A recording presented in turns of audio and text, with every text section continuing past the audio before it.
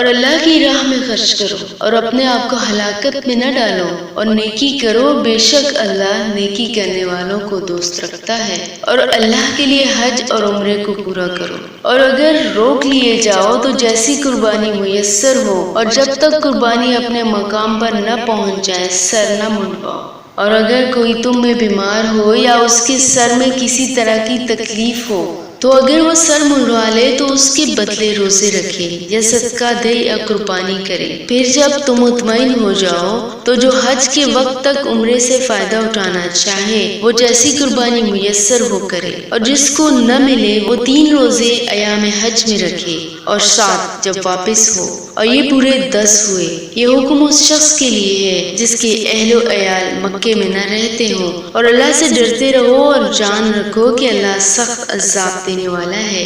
حج کے مہینے معلوم ہے تو جو شخص ان مہینوں میں حج کی نیت کر لے تو حج کے دنوں میں نہ عورتوں کے پاس جائے، نہ کوئی برا کام کرے اور نہ کسی سے جھگڑے، اور جو نیک کام تم کرو گے وہ اللہ کو معلوم ہو جائے گا۔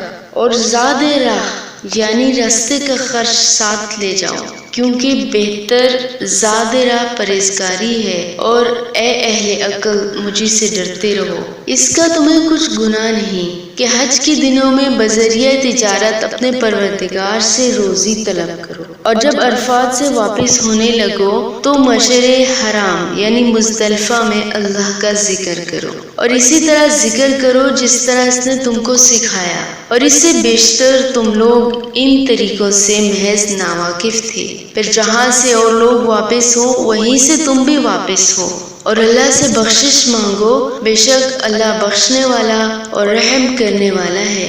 پھر جب حج کے تمام ارکان پورے کر چکو تو اللہ کو یاد کرو جس طرح اپنے باپ دادا کو یاد کیا کرتے تھے، بلکہ اس سے بھی زیادہ۔ اور بعض لوگ ایسے ہیں جو التجا کرتے ہیں، اے پروردگار ہم کو دنیا ہی میں عنایت کر۔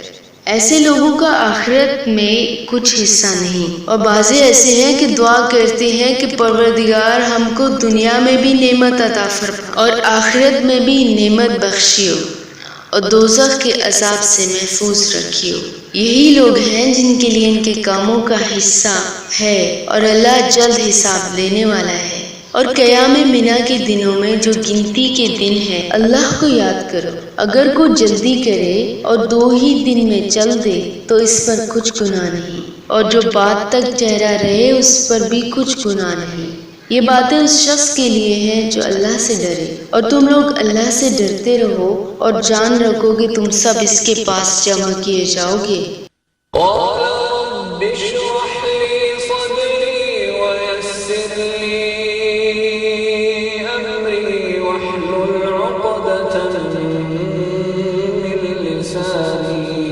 يفقهوا قولي